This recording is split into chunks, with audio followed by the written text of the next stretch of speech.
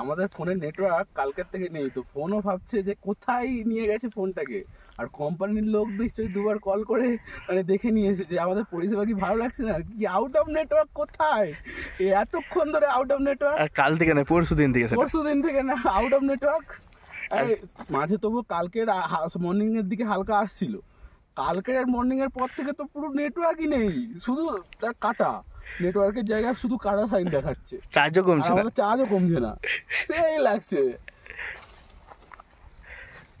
কোম্পানির লোক ফোন করলে বলে দেবো আপনার হোয়াটসঅ্যাপ নাম্বারটা দিন, দুটো ফটো সেন্ড করে দেবো, আপনি একবার ঘুরে আসবেন, আপনার কোম্পানির জব চলে যাবে। বলবে মানে এমপ্লয়িকে দুদিনের জন্য ফোনে পাওয়া যায়নি, বলছে নেটওয়ার্কে কাজ করে ফোনের কোম্পানিতে, আর দুদিনের জন্য কোথায় গিয়েছিলে যে নেটওয়ার্কই পাওয়া যাচ্ছে না। সুপ্রদা তুমি যে বলছিলে সব জায়গায় জিও নেটওয়ার্ক পাওয়া যাবে না, এমন কোনো জায়গা নেই ভারতবর্ষে। আরে সিরিয়াস, আমি সেটাই ভাবতাম এতক্ষণ যে জিও ভালো কাজ করেছে লকডাউনে, মোটামুটি একটা টাওয়ার লাগিয়ে দিলে ঠিক আছে, বাট এখানে তো এখানে কথা বাদ দাও, সেই হাই রোডের ধারে সেখানে টাওয়ার নেই।